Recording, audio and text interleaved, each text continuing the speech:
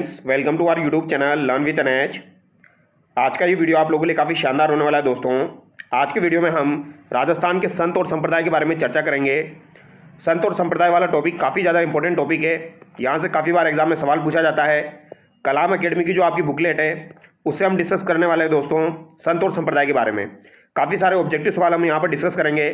जो भी विद्यार्थी पटवार भर्ती परीक्षा, वीडियो एग्ज़ाम और आपके सबसे इंपॉर्टेंट रीट एग्ज़ाम की तैयारी कर रहे हैं दोस्तों, वो इन वीडियोस को जरूर देखिए। फोर्थ ग्रेड एग्ज़ाम में भी आपका राजस्थान जी के पूछा जाएगा।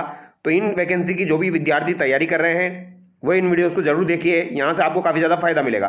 संत और संप्रदाय वाला टॉपिक एक बड़ा टॉपिक है। इसको हम दोस्तों 2 वीडियोज़ में कंप्लीट करेंगे। ठीक है, 25-25 मिनट के 2 वीडियो में हम इसको कंप्लीट करने की कोशिश करेंगे। तो चलिए शुरू करते हैं। पहला सवाल आपकी स्क्रीन पर है। पहला सवाल क्या कह रहा है दोस्तों, निम्न में से निर्गुण भक्ति विचारधारा से संबंधित संत नहीं है। तो निर्गुण भक्ति से संबंधित संत आपके कौन से नहीं है इनमें? धन्ना जी, जाम्बो जी, जसनाथ जी और मीरा। तो मीरा जो है दोस्तों ये आपकी निर्गुण भक्ति से संबंधित नहीं है। ऑप्शन डी यहाँ पर आपका करेक्ट होगा। धन्ना जी, जाम्बो जी और जसनाथ जी ये आपके निर्गुण भक्ति से संबंधित है। अगला सवाल देखिए, निम्न में से कौन सा संप्रदाय निर्गुणोपासक नहीं है? तो कौन सा संप्रदाय आपका निर्गुणोपासक नहीं है? जसनाती, दादू दयाल, आपका रामनिष्ठ संप्रदाय या फिर वल्लभ? तो वल्लभ आपका जो है दोस्तों ये निर्गुणोपासक नहीं है। ये बात आपको ध्यान रखनी है। अभी इनके बारे में डिटेल से मैं आपको बता दूंगा कौन सा आपका सगुण है, कौन सा आपका निर्गुण है। ठीक है, आगे देखिए, निम्न में से कौन सा संप्रदाय निर्गुण भक्ति संप्रदाय नहीं है? तो कौन सा आपका निर्गुण भक्ति संप्रदाय नहीं है? दादूपंथी, निरंजनी, जसनाती या रामदासी? तो रामदासी आपका निर्गुण भक्ति से संबंधित नहीं है। यहाँ पर वल्लभ आपका निर्गुण भक्ति से संबंधित नहीं था। ठीक है, और यहाँ पर मीरा मैंने आपको बताया ये भी आपका निर्गुण भक्ति से संबंधित नहीं है। अब आगे देखिए, निम्न में से कौन सा वैष्णव संप्रदाय नहीं है? तो कौन सा यहाँ पर वैष्णव संप्रदाय नहीं है? निम्बार्क, निष्कलंक या वल्लभ, लालदासी? तो लालदासी जो है ये आपका वैष्णव संप्रदाय नहीं है। ठीक है, अगला सवाल देखिए, निम्नांकित में से कौन सा युग्म सुमेलित नहीं है? तो यहाँ पर कौन सा युग्म आपका सुमेलित नहीं है? रैदास जी निर्गुण भक्ति, नानक निर्गुण भक्ति, सूरदास सगुण भक्ति, पीपा सगुण भक्ति? तो पीपा सगुण भक्ति दिया गया है, ये गलत दिया गया है दोस्तों। यहाँ पर ऑप्शन डी करेक्ट होगा। अभी आपका सारा डाउट जो है वो क्लियर हो जाएगा, कौन सा सगुण है कौन सा निर्गुण है। आप पहले इन सवालों को एक बार देख लीजिए। श्री वैष्णव संप्रदाय से निम्न में से कौन सा संबंधित है?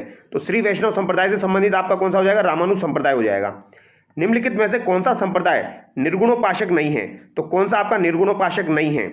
जसनाती, रामस्नेही, दादू दयाल या नाथ? नाथ आपका दोस्तों निर्गुणोपासक नहीं है। ऑप्शन डी यहाँ पर आपका करेक्ट होगा।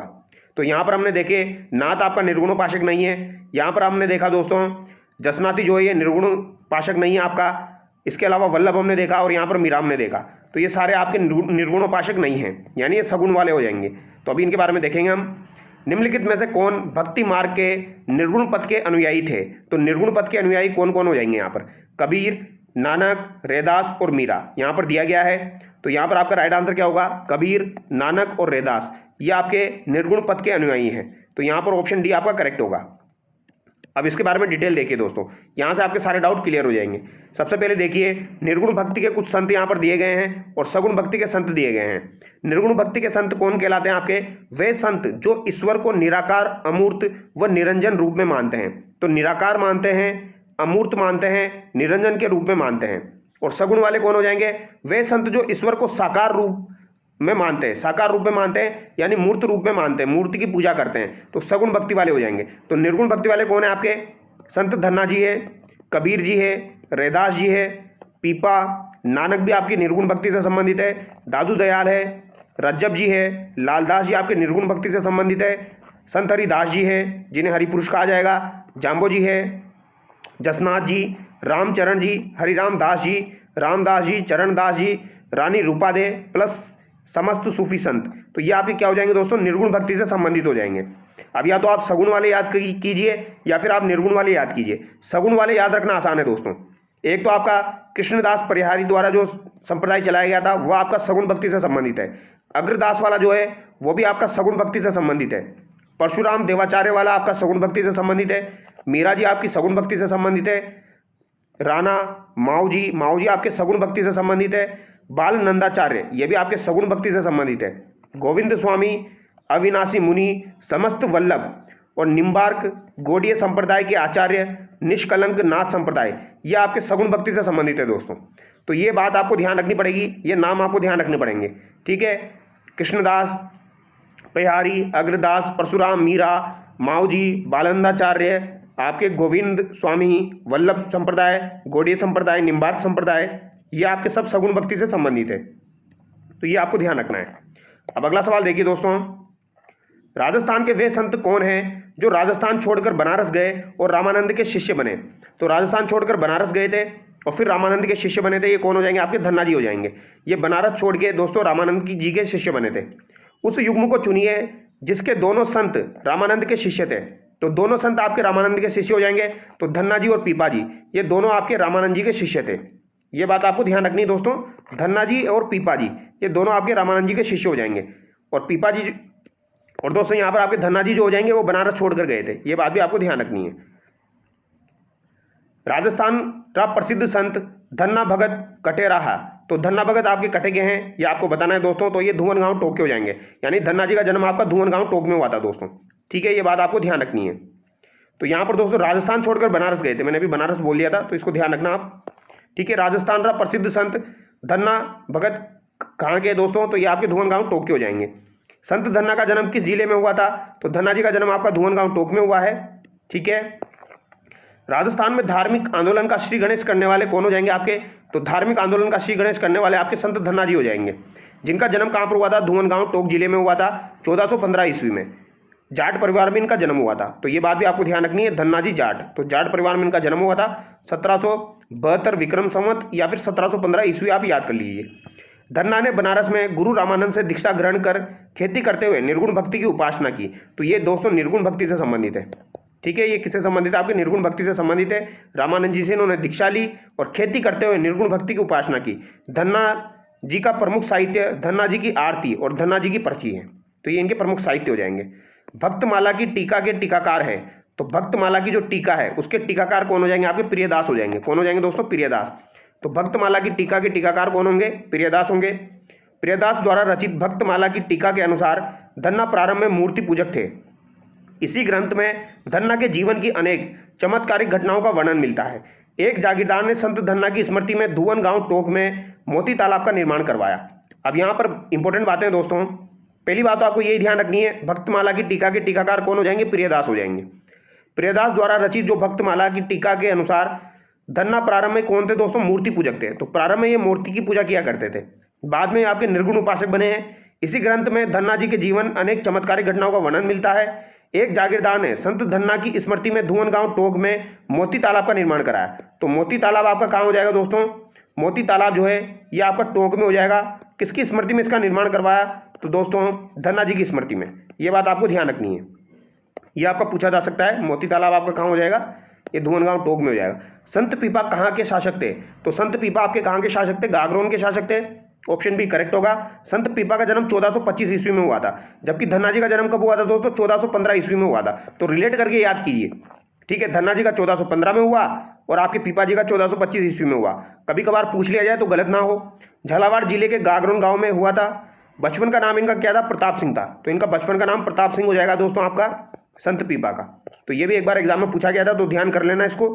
खींची राजपूत पीपा गागरोन के शासक थे। तो खींची राजपूत पीपा जो थे ये गागरोन के शासक थे, खींची वंश से संबंधित है दोस्तों। ये आपके अचलदास खींची, इस तरीके से खींची वंश से संबंधित है आपके। उन्होंने दिल्ली सुल्तान फिरोज शाह तुगलक के आक्रमण को विफल किया था। तो दिल्ली का जो सुल्तान था फिरोज शाह तुगलक, इसके आक्रमण को विफल किया था दोस्तों पीपा जी ने। इंपॉर्टेंट बात है, ये बात आपकी एग्जाम में छप सकती है, तो ध्यान रखना। दिल्ली के सुल्तान फिरोज शाह तुगलक के आक्रमण को इन्होंने विफल किया था। अगला सवाल देखिए, संत पीपा के गुरु थे। तो संत पीपा के गुरु कौन हो जाएंगे? रामानंद जी हो जाएंगे। धन्ना जी के भी आपके रामानंद जी हो जाएंगे। राजस्थान के किस संत और रामानंद के शिष्य ने अपने राज्य को त्याग कर गुरु मंडली में सम्मिलित हुए थे? तो ये कौन हो जाएंगे? पीपा जी हो जाएंगे, क्योंकि इन्होंने अपना राजपाट त्याग कर गुरु मंडली में ये सम्मिलित हुए थे। संत पीपा की गुफा कहाँ पर है? तो संत पीपा की गुफा आपकी टोडाग्राम टोंक में हो जाएगी। अब देखो आरएसएम एसएसबी के द्वारा इसका आंसर एक बार गागरोन भी मान लिया गया है, लेकिन संत पीपा की गुफा जो है वो टोडाग्राम टोंक में ही है दोस्तों। अब इसका प्रूफ देखिए आप। संत धन्ना के गुरु भाई पीपा ने काशी जाकर, तो संत धन्ना के गुरु भाई थे पीपा ने काशी जाकर रामानंद जी से दीक्षा ग्रहण की तथा गृहस्थ जीवन बिताते हुए भक्ति की। द्वारका यात्रा पर जाते हुए गुरु रामानंद जब गागरोन पधारे तो संत पीपा ने अपनी छोटी रानी सीता तो अपनी छोटी रानी सीता के साथ गृह त्याग कर भक्ति का प्रचार प्रसार किया। तो अपनी छोटी रानी सीता आपको ध्यान रखनी है, ये पूछा जा सकता है। अब यहाँ पर देखिए आरबीएससी कक्षा 10 के अनुसार देखिए अनेक स्थानों की यात्रा करते हुए पीपा पुनः गागरोन लौट आए और आहू तथा काली सिंध के पवित्र संगम पर एक गुफा में रहने लगे। तो ये बात तो है आरबीएससी की कक्षा 10 के अनुसार। क्या है दोस्तों, संत पीपा पुनः गागरोन लौट आए और आहू और काली सिंध नदियों के पवित्र संगम पर गुफा में रहने लगे। यहाँ इनका मंदिर, निवास स्थान और गुफा प्रसिद्ध है। और टोडा टोंक के शासक सूरसेन भी संत पीपा के अनुयायी बन गए। तो यहाँ पर सूरसेन जो है वो भी संत पीपा के अनुयायी बन गए थे। कहाँ के शासक थे ये? टोडा गांव टोक के शासक थे दोस्तों। तो टोडा टोक के शासक थे सूरसेन, ये आपसे पूछा जा सकता है। सूरसेन भी संत पीपा के अनुयायी बन गए। संत पीपा की गुफा टोडा टोंक में स्थित है तथा गागरोन दुर्ग में इनकी छतरी है। ये आपको ध्यान रखना है दोस्तों। अब ये अलग अलग मत है, अब कभी गागरोन मान लिया जाता है, कभी टोडाग्राम टोक मान लिया जाता है, लेकिन मेरे हिसाब से देखा जाए दोस्तों तो आप यही याद रखिए, गुफा जो है वो टोडाग्राम टोक में हो जाएगी आपकी, और छतरी आपकी जो है वो गागरोन दुर्ग में हो जाएगी। और ये सूरसेन नाम आप याद कर लेना दोस्तों, ठीक है। सूरसेन जो है ये टोडागांव टोक के शासक थे जो कि संत पीपा के अनुयायी बन गए थे, हो सकता है पूछा जाए। निम्न में से किस लोक संत को दर्जी संप्रदाय अपना आराध्य मानता है? तो दर्जी संप्रदाय किसे अपना आराध्य मानता है? पीपा जी को आराध्य मानता है दोस्तों, ठीक है। संत पीपा के अनुसार मोक्ष का साधन क्या है? तो भक्ति हो जाएगा। तो भक्ति जो है वो संत पीपा के अनुसार मोक्ष का साधन है। अगला सवाल देखिए दोस्तों, इसकी डिटेल देख लेते हैं। बाड़मेर जिले के, अब ये इंपॉर्टेंट बात है दोस्तों, बाड़मेर जिले के समदड़ी गांव में पीपा जी का भव्य मंदिर है। अब देखो इनकी गुफा तो टोडाग्राम टोक में हो गई, छतरी गागरोन में होगी, लेकिन इनका जो प्रसिद्ध मंदिर है दोस्तों वो कहाँ पर है? समदड़ी गांव बाड़मेर में है। अब ये अलग से बात है, ये आपको ध्यान रखनी है। समदड़ी गांव बाड़मेर में इनका प्रसिद्ध मंदिर है। यहाँ इनके प्रमुख अनुयायी दर्जी संप्रदाय का प्रतिवर्ष चैत्र शुक्ल पूर्णिमा को विशाल मेला लगता है। तो कब लगेगा? चैत्र शुक्ल पूर्णिमा को। तो चैत्र शुक्ल पूर्णिमा को इनका विशाल मेला लगेगा समदड़ी बाड़मेर में। ये बात आप दिमाग में बिठा लेना दोस्तों, ये सवाल काफ़ी इंपॉर्टेंट है, काफ़ी इंपॉर्टेंट है। संत पीपा ने भक्ति को मोक्ष का प्रमुख साधन माना है। संत पीपा ने चिंतामणि नामक ग्रंथ की रचना की। तो चिंतामणि नामक ग्रंथ की रचना किसके द्वारा की गई? अगर पूछा जाए तो बता देना, किन्होंने की थी? पीपा जी ने की थी। तो चिंतामणि ग्रंथ की रचना किन्होंने की? पीपा जी ने की। इसके अतिरिक्त पीपा की कथा, पीपा पर्ची, पीपा की वाणी, साकिया, वो पद आदि अन्य ग्रंथ की रचना इन्होंने की है, लेकिन चिंतामणि सबसे ज़्यादा इंपॉर्टेंट है, ये आपको ध्यान रखना है। अब आगे देखिए, वे निर्गुण विचारधारा के संत, कवि व समाज सुधारक थे। तो ये भी निर्गुण विचारधारा से संबंधित है, जिन्होंने भारत में चली आ रही 4 वर्ण व्यवस्था में 5वां वर्ण श्रमिक वर्ण सर्जित करने में महत्वपूर्ण भूमिका निभाई। तो इन्होंने दोस्तों श्रमिक वर्ण सर्जित करने में महत्वपूर्ण भूमिका निभाई थी संत पीपा जी ने। तो हो सकता है ये भी आपका एग्जाम में पूछा जाए, तो ध्यान रखना है, सब तरीके से तैयारी करते हुए चलना है दोस्तों। अगला सवाल देखिए, संत जामोजी का जन्म स्थान कौन से जिले में है? तो जाम्बोजी का जन्म स्थान कौन सा जिला हो जाएगा दोस्तों? तो इनका जन्म जो हुआ था वो नागौर में हुआ था। ऑप्शन ए यहाँ पर आपका करेक्ट होगा। किस लोक देवता के माता पिता का नाम हंसा देवी और लोहट जी था? तो हंसा देवी लोहट जी किनका हो जाएगा? जाम्बोजी का हो जाएगा। इनके माता का नाम तो हंसा देवी हो जाएगा और पिता का नाम लोहट जी हो जाएगा दोस्तों। जाम्बोजी का जन्म कब हुआ था? तो इनका जन्म 1451 ईस्वी में हुआ था, जबकि आपके पिपाजी का जन्म 1425 में हुआ था, धन्ना जी का 1415 में हुआ था। तो 1451 ईस्वी में इनका जन्म हुआ। भाद्रपद कृष्ण पक्ष की अष्टमी को, यानी जन्माष्टमी के दिन इनका जन्म हुआ था दोस्तों। को पीपासर नागौर में पंवार वंशीय राजपूत परिवार में इनका जन्म हुआ। तो पंवार वंशीय राजपूत परिवार में इनका जन्म हुआ था, वो भी कहाँ पर हुआ था? पीपासर नागौर में हुआ था। किनकी बात कर रहे हैं हम दोस्तों? जाम्बोजी की बात कर रहे हैं। इनके पिता का नाम लोहट जी हो जाएगा, माता का नाम हंसा देवी हो जाएगा, और इनके बचपन का नाम क्या था? धनराज था, जबकि पीपा जी के बचपन का नाम क्या हो जाएगा? प्रताप हो जाएगा। तो ये बात आपको ध्यान रखनी है, इनके बचपन का नाम क्या हो जाएगा? धनराज हो जाएगा आपके जाम्बोजी के बचपन का नाम। अब आगे देखिए दोस्तों, विश्नोई समाज के प्रवर्तक कौन थे? तो विश्नोई समाज के प्रवर्तक जाम्बोजी हो जाएंगे। निम्न में से किसके गुरु गोरखनाथ से दीक्षा ली थी? तो किसने गुरु गोरखनाथ से दीक्षा ली थी? तो जाम्बोजी के द्वारा गुरु गोरखनाथ जी से दीक्षा ली गई थी। तो जाम्बोजी के गुरु कौन हो जाएंगे? गुरु गोरखनाथ जी हो जाएंगे। जाम्बोजी के गुरु गुरु गोरखनाथ जी। तो ये इंपॉर्टेंट फैक्ट है, ध्यान रखना है। बीकानेर के निकट समराथल को किसने अपना कर्म स्थल बनाया था? तो बीकानेर के निकट जो समराथल है, यहाँ पर किसने अपना कर्म स्थल बनाया था? कर्मस्थली बनाया था, तो जाम्बोजी ने बनाया था। ये बात आपको दिमाग में सेट करनी है दोस्तों। बीकानेर के निकट समराथल जो है, वहाँ पर जाम्बोजी ने अपना कर्मस्थल बनाया था, ये बात आपको ध्यान रखनी है। गुरु गोरखनाथ के शिष्य जाम्बोजी ने समराथल बीकानेर में 1485 ईस्वी में विश्नोई संप्रदाय का प्रवर्तन किया। समराथल का यह ऊंचा टीला धोक धोरे के नाम से प्रसिद्ध है। तो समराथल का ये ऊंचा टीला धोक धोरे के नाम से प्रसिद्ध है। 1485 में दोस्तों समराथल बीकानेर में विश्नोई संप्रदाय का प्रवर्तन किया था। कब किया था? 1485 में। तो ये फैक्ट भी आपको ध्यान रखना है, 1485 में इन्होंने समरातल बीकानेर में विश्नोई संप्रदाय का प्रवर्तन किया था। ठीक है, यानी 1485 में इन्होंने विश्नोई संप्रदाय की स्थापना की थी। जन्म इनका 1451 में हुआ था। जाम्बोजी के 29 नियमों का पालन करने वाले अनुयायी क्या कहलाते हैं? तो ये आपके विश्नोई कहलाएंगे। हरे वृक्षों की रक्षा के लिए किस संप्रदाय को जाना जाता है? तो ये विश्नोई संप्रदाय को जाना जाता है हरे वृक्ष की रक्षा के लिए। जाम्बोजी के अधिकांश अनुयायी जाट जाति के हैं, तो जाट जाति के इनके अनुयायी हो जाएंगे। इन्हें विष्णु का अवतार मानते हैं, तो जाम्बोजी जो है इनको विष्णु का अवतार माना जाता है। ठीक है, इन्होंने अपने अनुयायियों को 29 सिद्धांतों 20+9 का पालन करने का आदेश दिया। यह विश्नोई कहलाए आपके। तो 29 को कैसे लिखेंगे अपन? 20+9, तो ये हो जाएगा आपका 20+9 मतलब बिश्नोई। तो पर्यावरण संरक्षण के लिए यह संप्रदाय प्रसिद्ध है। पर्यावरण के प्रति लगाव के कारण जाम्बोजी को पर्यावरण वैज्ञानिक भी कहा जाता है। तो पर्यावरण से लगाव होने के कारण जाम्बोजी को दोस्तों पर्यावरण वैज्ञानिक कहा जाता है।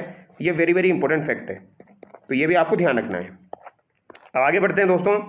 समरातल धोरा स्थित है, तो समरातल धोरा अभी हमने बताया ये कर्मस्थली बनाया था जाम्बोजी ने, तो ये बीकानेर में स्थित है आपका। पर्यावरण चेतना जैसी आधुनिक शब्दावली का महत्व बहुत पहले किस संत ने जान लिया था? तो ये जाम्बोजी ने जान लिया था। संत जाम्बोजी को समाधिस्थ किया गया था, तो इनकी समाधि कहाँ पर हो जाएगी? ये आपसे पूछा गया है। तो इनकी समाधि आपकी मुकाम में हो जाएगी दोस्तों, मुकाम। ये आपको ध्यान रखना है, मुकाम भी आपका बीकानेर में ही है। तो मुकाम तालवा बीकानेर में हो जाएगा आपका। मुकाम प्रसिद्ध है, किसके लिए प्रसिद्ध है? विश्नोइयों के लिए प्रसिद्ध है। तो मुकाम आपको ध्यान रखना है। 1536 ईस्वी में लालसर गांव में जाम्बोजी ने अपनी देह त्याग तथा मुकाम तालवा नोखा बीकानेर में इनकी समाधि बनाई गई। तो 1536 ईस्वी में लालसर गांव में जाम्बोजी ने अपना देह त्याग किया था। तो कब किया था? 1536 ईस्वी में। ये बात आपको ध्यान रखनी है दोस्तों, जबकि 1485 में तो इन्होंने विश्नोई संप्रदाय की स्थापना की थी समरातल में, और 1536 में इन्होंने लालसर गांव में देह त्याग किया था दोस्तों। और मुकाम तालवा यानी नोखा बीकानेर में इनकी समाधि बनाई गई है। तो मुकाम आपको याद रखना है और नोखा भी याद रखना है। अगर मुकाम ऑप्शन में नहीं मिले तो नोखा आंसर करना है, और दोनों ऑप्शन में हो तो मुकाम आंसर करना है। आगे देखिए, निम्न में से जाम्बोजी की रचना नहीं है। तो जाम्बोजी की रचना यहाँ पर कौन सी नहीं है? तो जंब सागर, विश्नोई धर्म प्रकाश, शबदवाणी या चितावनी। चितावनी जो है दोस्तों ये तो आपकी किसकी हो जाएगी? पीपा जी की हो जाएगी। तो ये आप इंपॉर्टेंट है, ध्यान रखना है। और विश्नोई धर्म प्रकाश ये तो नाम से पता लग रहा है। और जंब सागर और शबदवाणी जो है ये भी आपकी जाम्बोजी की रचना है, ये आपको ध्यान रखना है। जंब सागर और शबदवाणी। जंब सागर जो है इसे 5वां वेद कहा गया है, तो 5वां वेद हो जाएगा आपका जंब संहिता, विश्नोई धर्म प्रकाश। शबदवाणी इंपॉर्टेंट है, तो शबदवाणी, जंबवाणी, गुरुवाणी, वेदवाणी। जंबवाणी, गुरुवाणी, वेदवाणी। इसके अलावा 120 वाणियाँ, जंब सागर शब्दावली आदि जाम्बोजी की प्रमुख रचनाएं हैं। जंब सागर में जाम्बोजी ने के 29 उपदेश व 120 शब्द संग्रहित है। तो जंब सागर जो है इसमें आपके दोस्तों 29 उपदेश है और 120 शब्द संग्रहित है। जंब सागर इस संप्रदाय का प्रमुख ग्रंथ है। हावली पावली, लोहा पागल, दत्तनाथ, मालदेव, सुरजनदास, बिलाजी आदि जी जाम्बोजी के प्रमुख शिष्य थे। तो दोस्तों हावली पावली, लोहा पांगल, यहाँ पर दत्तनाथ, मालदेव, सुरजनदास, बिलाजी आदि जाम्बोजी के प्रमुख शिष्य थे। श्री सुरजनदास ने जाम्बोजी जीवन चरित्र लिखा है। तो दोस्तों जाम्बोजी जीवन चरित्र किसके द्वारा लिखा गया है? तो जाम्बोजी का जीवन चरित्र ये आपके सुरजनदास के द्वारा लिखा गया है, और ये इनके प्रमुख शिष्य हो जाएंगे। विश्नोई संप्रदाय के प्रवर्तक गुरु जाम्बेश्वर से संबंधित मुख्य स्थान है। तो मुख्य स्थान कौन सा हो जाएगा? आपका मुकाम हो जाएगा। देखो दोनों ऑप्शन में मिले तो मुकाम आपको राइट आंसर करना है, क्योंकि यही आपका संबंधित स्थान है। इस संप्रदाय की प्रमुख पीठ मुकाम तालवा बीकानेर में है। यहाँ वर्ष में 2 बार फाल्गुन और अश्विन को अमावस्या को मेला लगता है। तो कब लगेगा दोस्तों? एक तो फाल्गुन को लगेगा और एक आपका अश्विन को लगेगा। ठीक है, फा से याद कर सकते हो आप। 2 बार यहाँ पर मेला लगता है, फाल्गुन अमावस्या में। ठीक है, जाम्बोजी के 8 धाम हो जाएंगे आपके। पीपासर में इनकी जन्मस्थली हो जाएगी। मुक्तिधाम मुकाम समाधि स्थल है। लालसर आपको ध्यान रखना है दोस्तों, लालसर आपका निर्वाण स्थल है बीकानेर में। और जाम्बा हो जाएगा एक आपका विश्नोई समाज का पुष्कर जिसे कहा जाता है जोधपुर में। जाम्बा आपका जोधपुर में हो जाएगा विश्नोई समाज का पुष्कर। और जांगलू नोखा बीकानेर में हो जाएगा। रामडावास पीपाड़ जोधपुर में है। जांगलू बीकानेर में है, रामडावास आपका जोधपुर में हो जाएगा। और लोधीपुर उत्तर प्रदेश में, रोटू नागौर में। तो इनके दोस्तों 8 धाम है, ये आपकी जाम्बोजी के 8 धाम है। हालांकि ज़्यादा नहीं पूछे जाते हैं, लेकिन ध्यान रखना है। अब आगे देखिए, निम्न में से किस संत को उनके चमत्कारों से प्रभावित होकर दिल्ली सुल्तान सिकंदर लोदी ने कत्रियासर के पास भूमि दी थी? तो दोस्तों दिल्ली सुल्तान सिकंदर लोदी जो था उसने कत्रियासर के पास में भूमि दी थी जसनाथ जी को। ये आपको ध्यान रखना है, जसनाथ जी को कत्रियासर के पास में सिकंदर लोदी के द्वारा भूमि प्रदान की गई थी। और ये इंपॉर्टेंट सवाल है, पूछा जाएगा दोस्तों। ये सवाल आपको क्लास 10 की किताब में भी दिया गया है, तो आपको ध्यान रखना है। ठीक है, सिकंदर लोदी ने कत्रियासर के पास भूमि किसको दी थी? जसनाथ जी को दी थी। तो इसको कुछ ट्रिक बना लीजिए आप। सिकंदर लोदी, कत्रियासर, जसनाथ जी। जसनाती संप्रदाय की प्रधान पीठ कठिन है, तो प्रधान पीठ कहाँ पर हो जाएगी? कत्रियासर बीकानेर में हो जाएगी, जसनाती संप्रदाय की प्रधान पीठ। ठीक है। संत जसनाथ जी के बारे में कौन सा कथन यहाँ पर सही नहीं है? तो जन्म 1482 ईस्वी में बीकानेर के कत्रियासर में हुआ, तो ये बात तो सही है। इनका जन्म 1482 में कत्रियासर में हुआ। कत्रियासर में इन्होंने 12 वर्ष तक साधना की थी, तो ये कथन गलत है दोस्तों। 1506 ईस्वी में इन्होंने कत्रियासर में समाधि ली और 1506 ईस्वी में इन्होंने समाधि भी ली थी। इनके उपदेश सिंबुधड़ा और कोंडा नामक ग्रंथ में संग्रहित है, तो ये बात भी सही है। सिंबुधड़ा और आपका कोंडा नामक ग्रंथ जो है दोस्तों, ये आपके जसनाथ जी से संबंधित है। ठीक है। और ये सिकंदर लोदी वाला फैक्ट इंपॉर्टेंट है, इसको ध्यान कर लेना। प्रधान पीठ आपकी कत्रियासर बीकानेर में हो जाएगी 1482 में दोस्तों इनका जन्म हुआ था। जसनाती संप्रदाय की उत्पत्ति किस रियासती राज्य में हुई? तो किस रियासती राज्य में हुई? बीकानेर में हुई। जसनाती संप्रदाय के प्रवर्तक जसनाथ जी का जन्म 1482 ईस्वी में कत्रियासर बीकानेर में हुआ। इनके पिता नाम हमीर जी जानी जाट और पोष्य माता का नाम रूपादे हो जाएगा। तो दोस्तों इनके पिता का नाम हमीर जी जाट हो जाएगा और माता का नाम क्या हो जाएगा? रूपांदे हो जाएगा। ये आपको ध्यान रखना है। इन्होंने गुरु गोरखनाथ से दीक्षा लेकर गोरखमालिया बीकानेर में 12 वर्ष तक कठोर तपस्या की थी। तो इन्होंने 12 वर्ष तक तो दोस्तों क्या कर रहा था? कठोर तपस्या की थी। जबकि क्वेश्चन में क्या दिया गया है आपका? क्वेश्चन में आपका दिया गया कत्रियासर में इन्होंने 12 वर्ष तक साधना की। तो 12 वर्ष तक इन्होंने साधना की। कहाँ पर दोस्तों? कत्रियासर में इन्होंने 12 वर्ष तक साधना की। जबकि इन्होंने गुरु गोरखनाथ से दीक्षा लेकर गोरखमालिया बीकानेर में 12 वर्ष तक कठोर तपस्या की थी। ये वाला फैक्ट आपको ध्यान रखना है दोस्तों। ठीक है। जसनाथ जी ने 1504 में जसनाती संप्रदाय की स्थापना की। तो 1504 में इन्होंने जसनाती संप्रदाय की स्थापना की थी। तो कब की? 1504 में की दोस्तों। जसनाती के प्रारंभिक अनुयायियों में हारोजी और जियोजी है। तो हारोजी और जियोजी जो है ये प्रारंभिक अनुयायियों में हो जाएंगे इनके। जसनाथ जी के हारोजी और जियोजी ये प्रारंभिक अनुयायियों में हो जाएंगे। जसनाथ जी ने बीकानेर शासक राव गढ़सी का अभियान चूर कर उसे ज्ञान प्राप्ति का उपदेश दिया। तो जसनाथ जी बीकानेर के शासक थे, राव गढ़सी का अभियान इन्होंने चूर किया था। तो राव गढ़सी का अभियान इन्होंने चूर किया था, उससे ज्ञान प्राप्ति का उपदेश दिया था और इन्होंने राव लूणकरण को राज्य प्राप्ति का आशीर्वाद भी दिया था। तो राव लूणकरण को राज्य प्राप्ति का आशीर्वाद जसनाथ जी ने दिया था और राव गढ़सी का अभियान भी इन्होंने चूर किया था और हारोजी और जियोजी इनके अनुयायी हो जाएंगे। ठीक है। जसनाथ जी ने लोह पांगल नामक तांत्रिक का घमंड भी चकनाचूर किया था। तो लोह पांगल नामक जो तांत्रिक था उसका घमंड भी चकनाचूर किन्होंने किया था? जसनाथ जी ने किया था। जसनाथ जी ने आश्विन शुक्ल सप्तमी 1506 ईस्वी में 24 वर्ष की अल्प आयु में जीवित समाधि ले ली थी। तो 1506 ईस्वी में दोस्तों 24 वर्ष की अल्प आयु में इन्होंने जीवित समाधि ले ली थी। ठीक है। और पास में ही इनकी मंगेतर कालल दे ने भी समाधि ले ली थी। तो इनकी मंगेतर जो थी दोस्तों कालल दे, उन्होंने भी समाधि ले ली थी पास में ही। ये आपको ध्यान रखना है। और इन्होंने समाधि 24 वर्ष की उम्र में ली थी। समाधि इन्होंने 24 वर्ष की उम्र में ली थी। कठोर तपस्या इन्होंने 12 वर्ष तक की थी दोस्तों, ये बात आपको ध्यान रखनी है। और जसनाती संप्रदाय की स्थापना इन्होंने 1504 में की थी और समाधि 1506 में ली है। और जन्म इनका कब हुआ था? तो जन्म इनका 1482 में हुआ था। तो 3 बातें निकल के आती है। 1482 आपको ध्यान रखना है, 1504 आपको ध्यान रखना है, 1506 आपको ध्यान रखना है।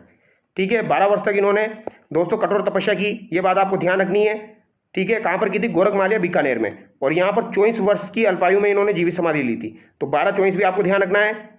और इनकी मंगेतर का नाम क्या हो जाएगा? कालल दे हो जाएगा। जसनाथ जी के चमत्कारों से प्रभावित होकर सिकंदर लोदी ने इन्हें कत्रियासर के पास भूमि प्रदान की थी। तो सिकंदर लोदी ने इन्हें कत्रियासर के पास भूमि प्रदान की, ये बात भी आपको ध्यान रखनी है। जसनाथ जी और जाम्बोजी के परस्पर मिलन का उल्लेख किस ग्रंथ में प्राप्त होता है?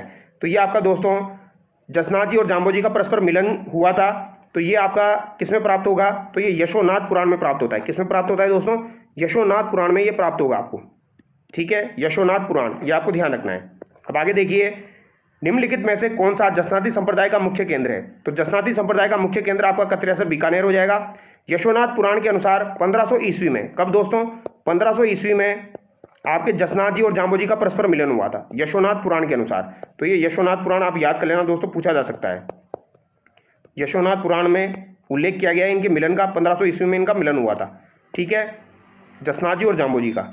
जसनाती संप्रदाय में जाल वृक्ष और मोरपंख को पवित्र मानते हैं। तो जाल वृक्ष और मोरपंख को यहाँ पर पवित्र मानते हैं। लालनाथ जी निम्नलिखित में से किस संप्रदाय के संत हैं? तो लालनाथ जी जो है दोस्तों ये आपके जसनाती संप्रदाय के संत हो जाएंगे।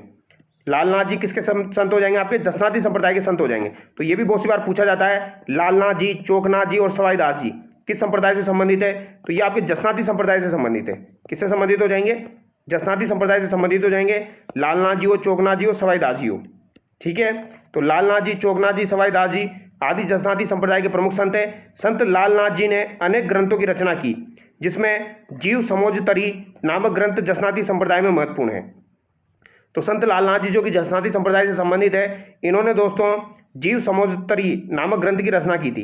ये आपको ध्यान रखना है, जीव समझोतरी जो है वो नामक ग्रंथ की इन्होंने रचना की, जो कि जसनाती संप्रदाय का महत्वपूर्ण है। ये आपको ध्यान रखना है। तो ये किसने की, ये पूछा जा सकता है आपको। संत लालनाथ जी ने की थी आपकी जीव समोजतरी की रचना। अब आगे देखिए, किण संप्रदाय रा अनुयायी उबाणे पंगा अंगारा माथे निरत करिया करे। तो ये आपके जसनाती संप्रदाय हो जाएगा। यानी कि यहाँ पर आपका आग के बारे में पूछा जा रहा है दोस्तों। जब आग पर नृत्य किया जाता है या अग्नि नृत्य जो किया जाता है वो किसके द्वारा किया जाता है, जसनाती संप्रदाय। किस संप्रदाय में पुरुषों द्वारा अग्नि नृत्य किया जाता है, तो जसनाती संप्रदाय में किया जाता है। किनके द्वारा किया जाता है, पुरुषों के द्वारा किया जाता है दोस्तों।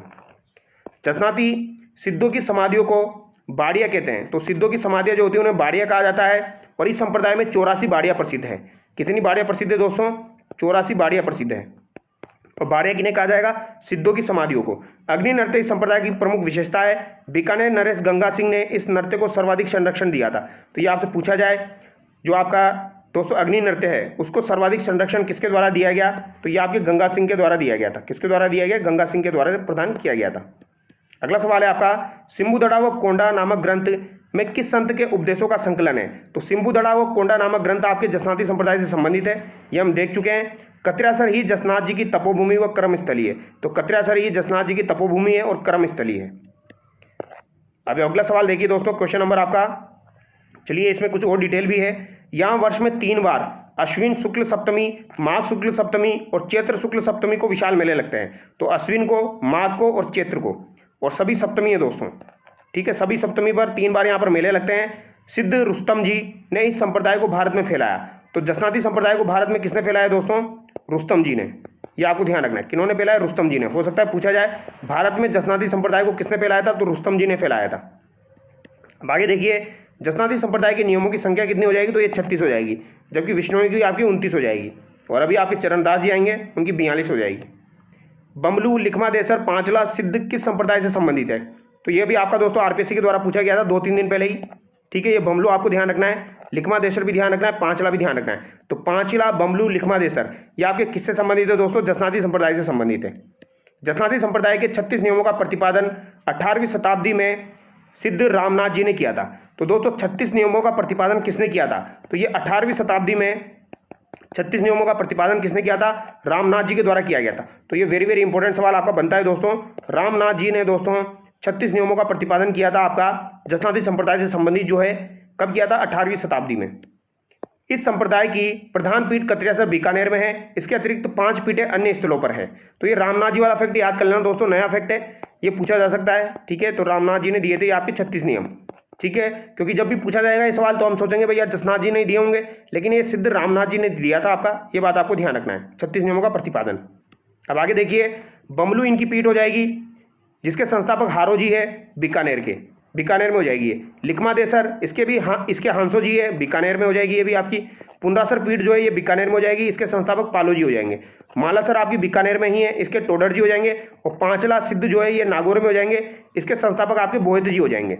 तो हो सकता है ये भी आपको मिलान करने के लिए दे दिया जाए, लेकिन फैक्ट बात ये है, ये तो आपको ध्यान ही रखना है, बमलू, लिखमा देसर, पुंडरासर, मालासर। अगर आपको ऑप्शन में लालासर मिले दोस्तों, तो लालासर नहीं है इसमें, ये बात आपको ध्यान रखनी है। ठीक है, लालासर इसमें नहीं है, बमलू है, लिखमा देसर है, पुंडरासर है, मालासर है और पांचला है। तो ये 5 आपको ध्यान रखनी है। बीकानेर में हारो जी हो जाएंगे, और आपके लिखमा देसर में ही जो है वो हांसो जी हो जाएंगे। यानी बमलू के हारो जी है, लिखमा देसर के हांसो जी है, पुंडरासर के आपके पालो जी है, और मालासर के आपके टोडर जी है, और पांचला के आपके बोहित जी हो जाएंगे। ठीक है, मध्यकालीन मेवात के प्रसिद्ध संत थे। तो मध्यकालीन मेवात के प्रसिद्ध संत आपके लालदास जी हो जाएंगे। धौलीधूप ग्राम किस संप्रदाय से संबंधित है, तो आपका धौलीधूप ग्राम जो है दोस्तों ये संत लालदास जी से संबंधित है। ऑप्शन डी यहाँ पर आपका करेक्ट होगा। संत लालदास जी का जन्म मेवात प्रदेश अलवर के धौलीधूप में श्रावण कृष्ण पंचमी को 1540 में हुआ। तो इनका जन्म 1540 ईस्वी में हुआ था, धौलीधूप में हुआ था दोस्तों, मेवात प्रदेश अलवर में हुआ था। इनके पिता का नाम चांदमल, वो माता का नाम समदा, वो पत्नी का नाम मोगरी है। तो चांदमल तो इनके पिता का नाम है, माता का नाम समदा है। तो चांदमल, समदा और मोगरी तीनों बातें ध्यान रखनी है। चांदमल तो इनके पिता का नाम है, समदा इनकी माता का नाम है और मोगरी इनके पत्नी का नाम हो जाएगा। 1540 में इनका जन्म हुआ था श्रावण कृष्ण पक्ष की पंचमी को। तो श्रावण कृष्ण पक्ष की पंचमी को इनका जन्म हुआ था मेवात प्रदेश अलवर में, धौली धूप में। निम्नलिखित में से किस संप्रदाय के अनुयायी मेव मुसलमान भी थे? तो मेव मुसलमान किनके हो जाएंगे? लालदास जी के हो जाएंगे। ठीक है, इसके अलावा देखिए अगला सवाल है आपका, निम्नलिखित संतों में से कौन जन्म से मुसलमान था? तो ये संत लालदास जी आपके हो जाएंगे। संत लालदास के लिए अच्छी तरह से जाने जाते हैं। तो संत लालदास जो है ये किसके लिए अच्छी तरह से जाने जाते हैं? सांप्रदायिक सद्भाव के लिए। लालदास ने तिजारा के मुस्लिम संत गदन चिश्ती से दीक्षा ली तथा लालदासी संप्रदाय की स्थापना की। तो तिजारा के मुस्लिम संत थे दोस्तों, तिजारा के मुस्लिम संत गदन चिश्ती से इन्होंने दीक्षा ली थी। यह सवाल आपको पूछा जा चुका है एग्जाम में, ध्यान रखना है। गदन चिश्ती, लालदास जी मेव जाति के लकड़हारा थे, अतः इनके अधिकतर अनुयायी मेव जाति के थे। संत लालदास जी सांप्रदायिक सद्भाव के लिए भी जाने जाते हैं। वे गदन चिश्ती की प्रेरणा से धौली धूप छोड़कर बांदोली गांव में सिंहशिला पहाड़ पर कुटिया बनाकर रहने लगे। तो गदन चिश्ती की प्रेरणा से दोस्तों धौली धूप गांव इन्होंने छोड़ दिया। इसके बाद ये कहाँ पर रहने लगे? बांदोली गांव में सिंहशिला पहाड़ पर कुटिया बनाकर रहने लगे। तो बांदोली गांव में ये रहने लगे दोस्तों। कहाँ पर रहने लगे? बांदोली गांव में रहने लगे, सिंहशिला पहाड़ पर, सिंहशिला पहाड़ पर रहने लगे कुटिया बनाकर। ये मुगल सम्राट अकबर व दादू के समकालीन थे। तो वेरी वेरी इंपॉर्टेंट, ये आपके अकबर के समकालीन हो जाएंगे और दादू दयाल जी के समकालीन हो जाएंगे। तो अकबर के समकालीन है तो दादू के समकालीन तो अपने आप हो जाएंगे, क्योंकि अकबर दादू के समकालीन था। तो ये बात आपको ध्यान रखनी है। ठीक है, तो लालदासी संप्रदाय में दीक्षा देने हेतु दीक्षार्थी को काला मुंह कर जूतों की माला पहनाकर, तो काला मुंह किया जाता है, फिर जूतों की माला पहनाई जाती है, गधे पर बिठाकर गांव में घुमाया जाता है। इसके बाद मीठी वाणी बोलने हेतु शरबत पिलाया जाता है। इनका अभिवादन क्या होता है? जयराम होता है। तो इनका अभिवादन जयराम होता है आपका लालदासी संप्रदाय का। ये बात आपको ध्यान रखनी है।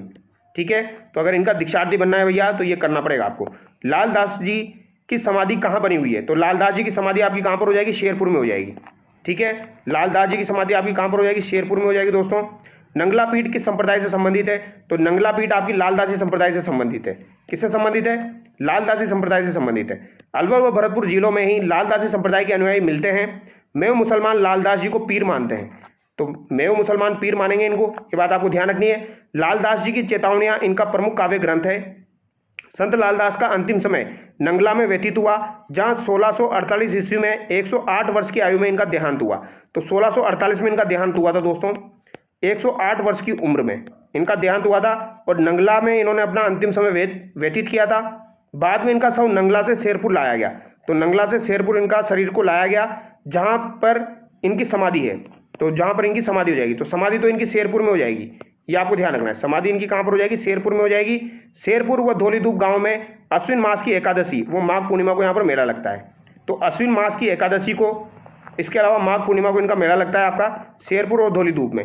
इनके पुत्र कुतुब मियाँ साहब का मठ बांदोली में है और इनके पुत्र हो जाएंगे आपके कुतुब इनके पुत्र हैं। इनका जो मठ है वो बांदोली में है।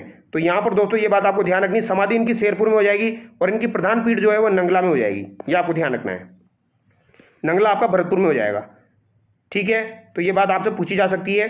और इनके पुत्र कुतुब मियाँ साहब का मठ जो है वो बांदोली में है। ठीक है, तो आज की वीडियो में दोस्तों हम यहीं तक डिस्कस करेंगे। आज हमने 52 सवाल डिस्कस किए हैं, तो नेक्स्ट वीडियो में हम इसको कंप्लीट करेंगे, नहीं तो वीडियो आपका काफ़ी ज़्यादा लंबा हो जाएगा। तो चलिए दोस्तों नेक्स्ट वीडियो में मिलते हैं। Thank you so much.